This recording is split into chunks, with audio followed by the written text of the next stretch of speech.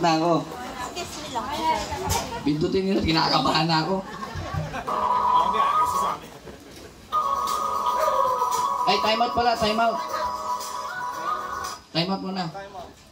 Nakakalimutan ko sabihin. Ang iuulat ko po, ano po, kasi nga po, di ba nabanggit ko, October and March. Nung October po, saan ba ako nagulat? Anong sityo? Ayukit po. Sa Ayukit po yung October. So, ganun po ang pagkwenta. November, December, January, February, March. 5 buwan lang po yung iulat ko. Kaya medyo kukunti po. Tapos, election ban na po.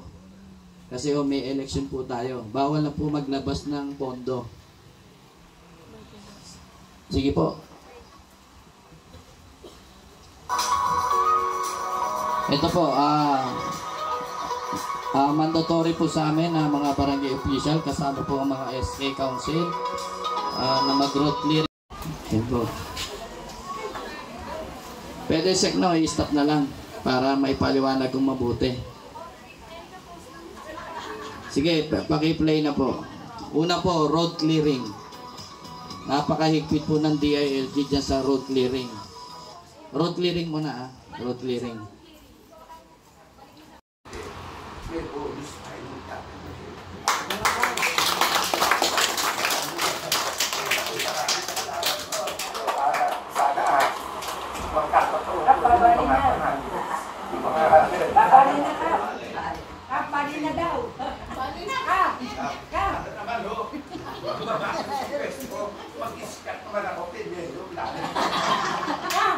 Ayan, sabi nyo nga, babali na. Babali!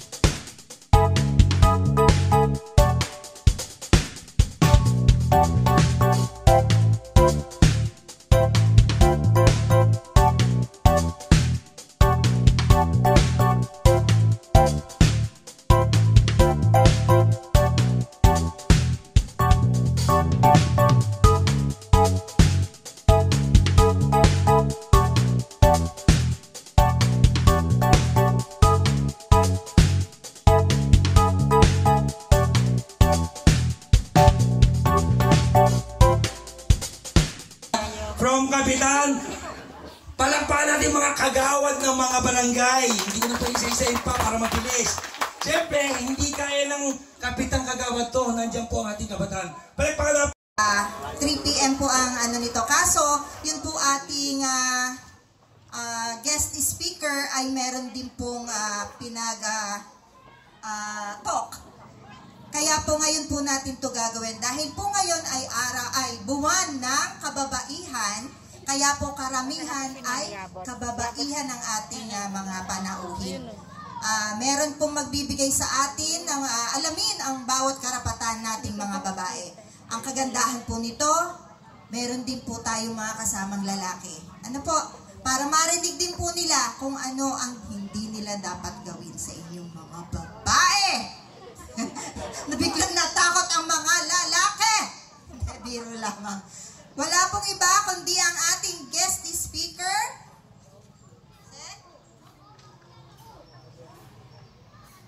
Nasaan si... Nakakiti ka lang sa akin na full name ni Ma'am Mayos. Hindi ka guest, okay? Galaw-galaw.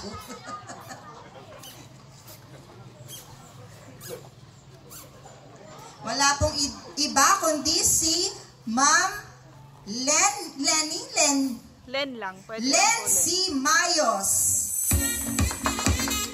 Makinig po tayo.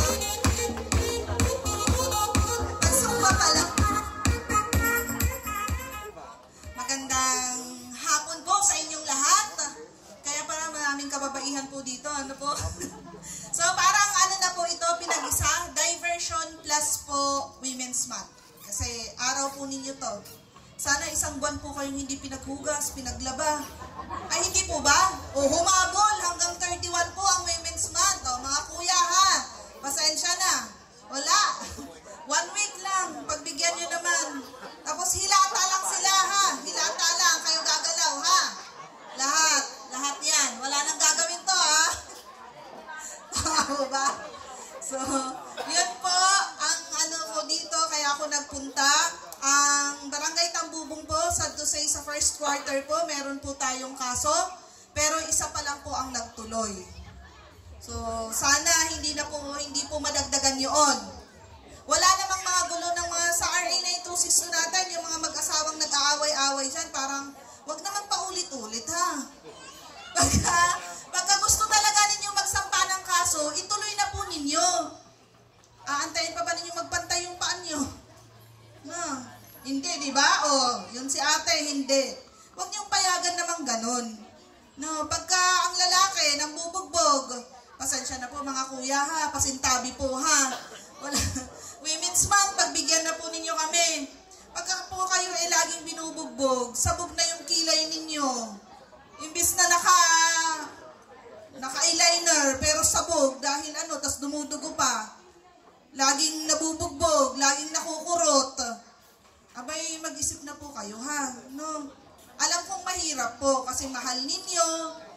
O ano pa ba, talagang walang maghahanap buhay. Paano na yung mga anak? Kasi sa pamilya naman ng Pilipino, importante po ang buo ang pamilya. Kaya po ito lang po ang sinasabi ko. Pagka naman pinipilit mong buuin yung pamilya, pero may isa naman talagang lilisan na. Kailangan lumisan. Ba? Hindi naman po...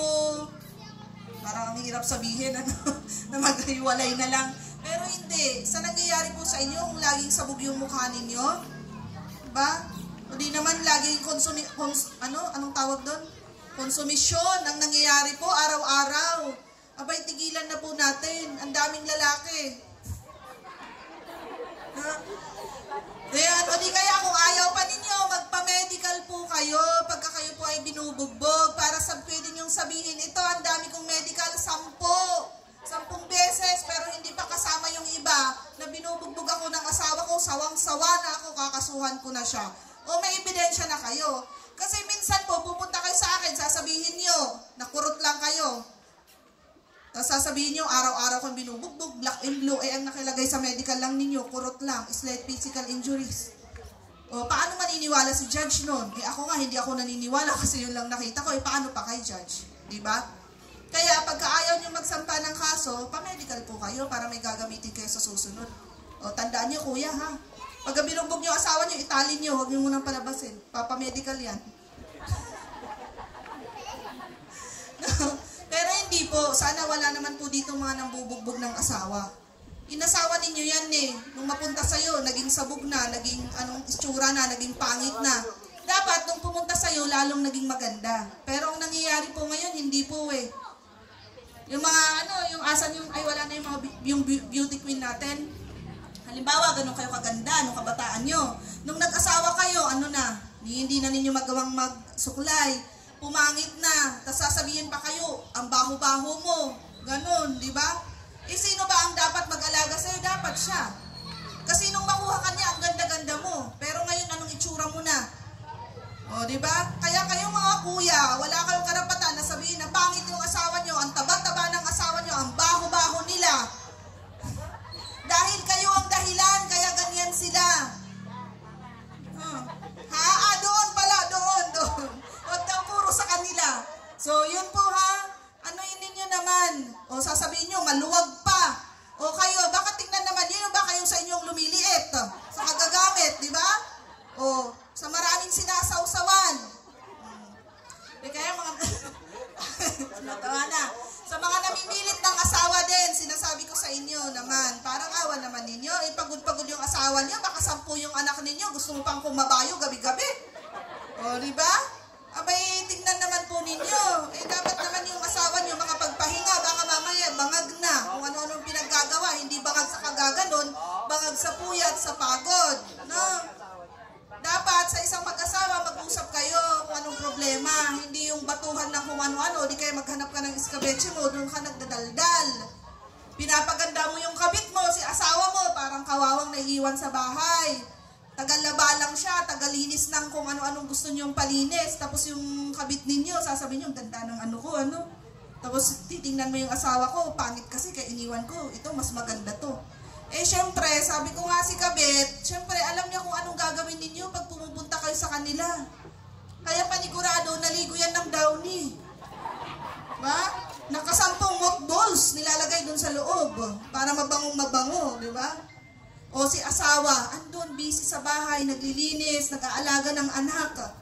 Tapos pag uwi mo, sisibasibin mo, at talagang may amoy yan. Pagod, mainit pa ang panahon, di ba? Dapat sabihin mo, mahal, pauwi na ako. O alams na. O edi si nanay, o pabantay muna ate yung mga kapatid mo, maliligo muna ako. Ano kaya ngayon? Downy? Del? O surf? O di ba? O di mabango na si misis. Kasi minsan kasi yung nagtatalo eh. Ang baho ng asawa ko, ba't hindi mo sabihan? O di kayo bigyan ng time. Kung pangit siya, di ba, mag-parlor. Bigyan mo ng pampaparlor, di ba? Para maganda. Tama po ba yan, mga ate? Dapat ganon ang gawin ng asawa. Kaya lang sa tunay na buhay, Sa akin, sinasabi ko nga, namimilit. Ang baho-baho ninyo, galing kayong inuman, tapos pipilitin nyo si misis tapos gusto po nyo makikipaghalikan sa inyo, lips to lips. Di ba? Mga kuya naman. Tapos pag ayaw niya, bubugbugin nyo. O, pagpunta sa istasyon, bakit? Ayaw niya eh. O, paano ayaw niya? Mabaho daw ako. Di dapat naligo ka. Alam mo naman pala eh. Diba?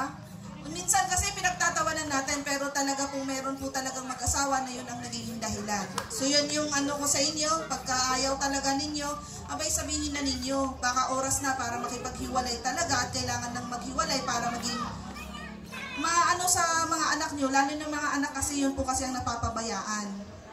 So, yun po ha.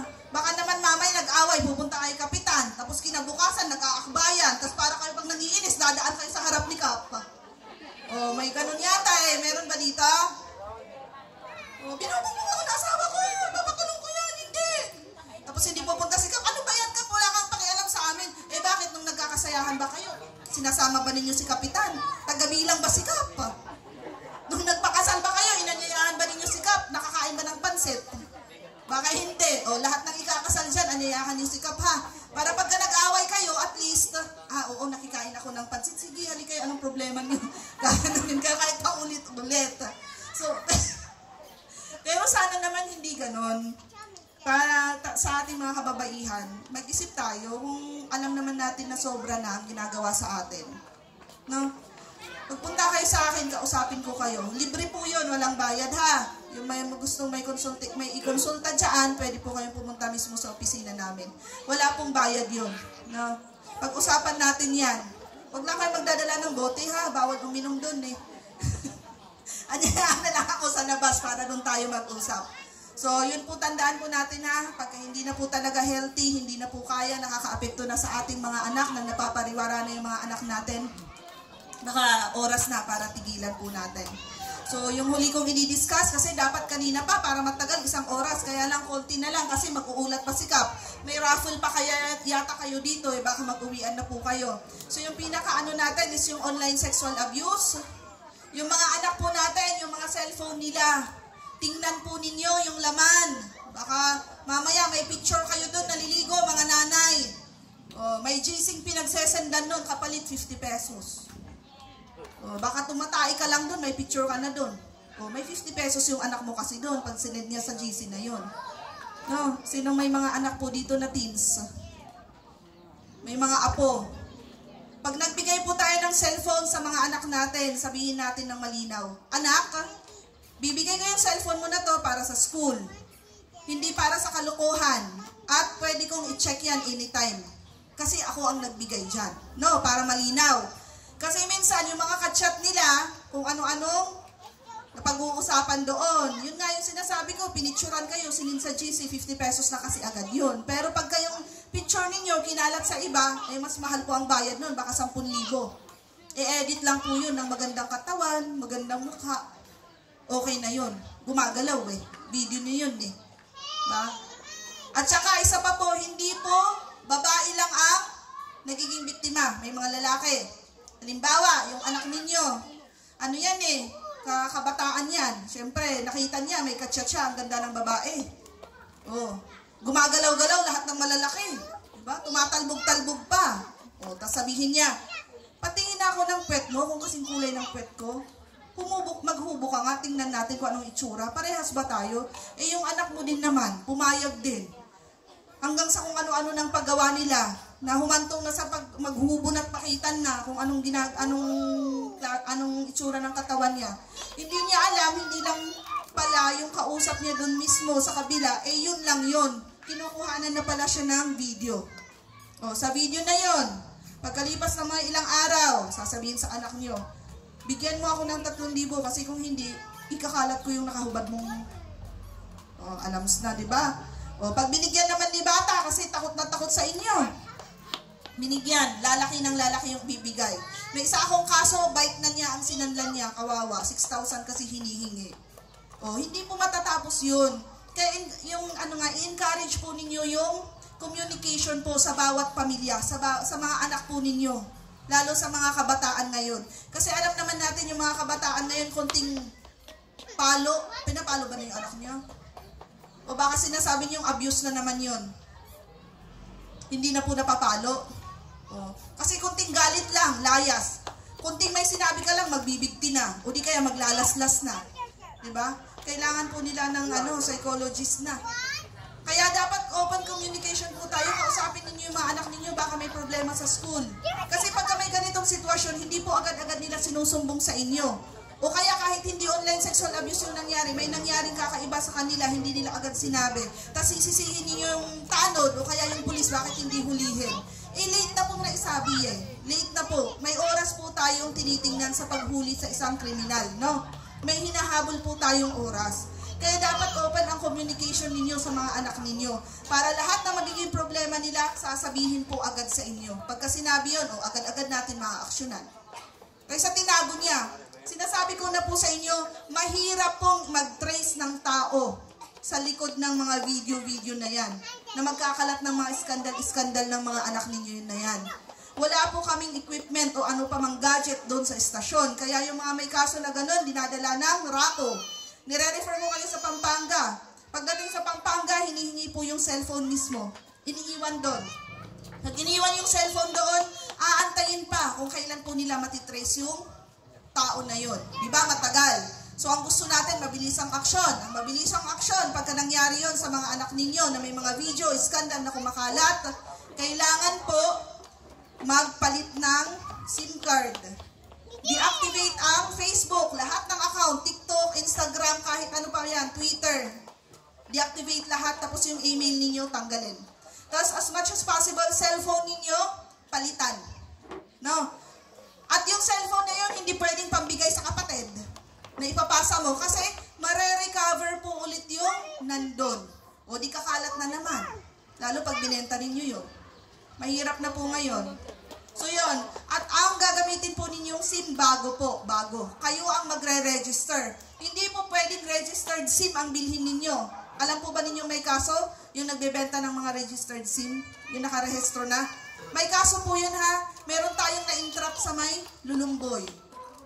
Bawal po yun. Pati yung verified na GCash. Sino po ang kumuha ng verified GCash sa inyo? Meron po ba?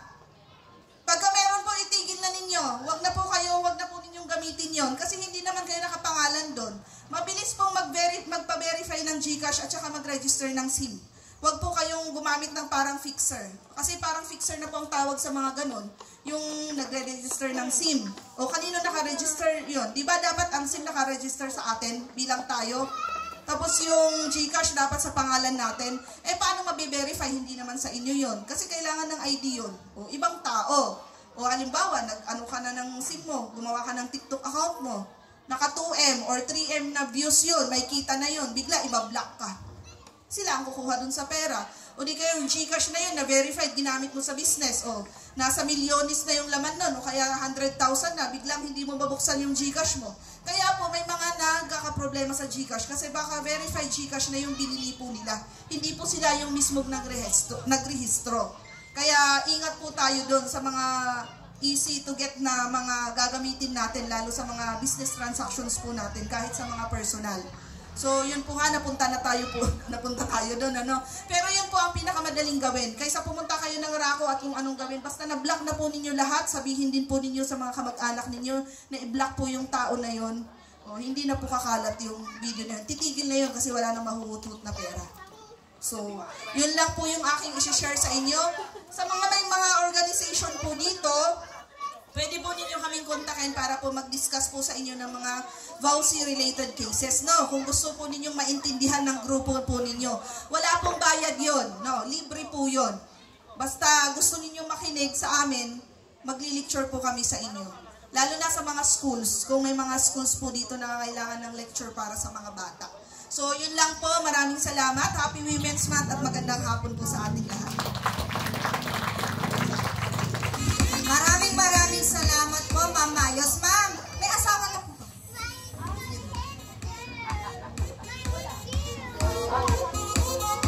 Kasi kung may asawa kayo, siguro pag-uwi niyo sa bahay, nakaganon na lang yung asawa niyo, no? Kasi alam niyo lahat ang karapatan ng isang babae.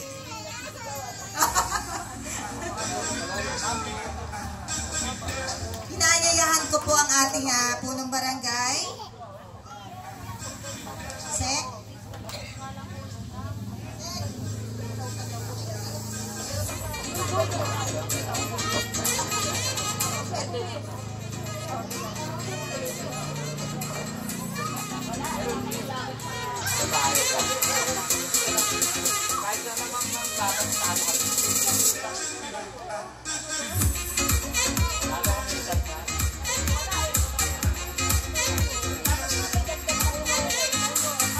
Natawagan ko pong muli si Ma'am Mayos at ang ating punong barangay, gayon din ang ating mga kagawad, SK din, SK Erica, para ibigay kay Ma'am Mayos, Republic of the Philippines, Province of Bulacan, Municipality of Bocaue, Barangay Tambubong. Certificate of Appreciation is presented to Ma'am Len C. Mayos for exerting tremendous amount of time and effort in sharing your knowledge and experience as part of the Women's Month celebration held at Sitio Tugatok, Tambubong, Bulacan. Your participation and support is highly appreciated given this 23rd of March 2025. Signed, Pablo M. Castillo Jr., Punong Barangay, Tambubong.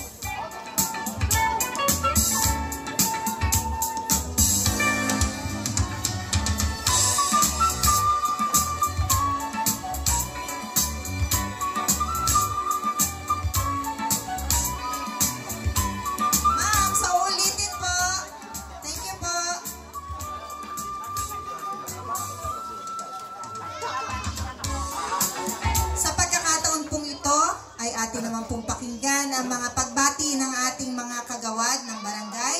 Umpisahan ko po kay Kagawad Vivencio Nicolas.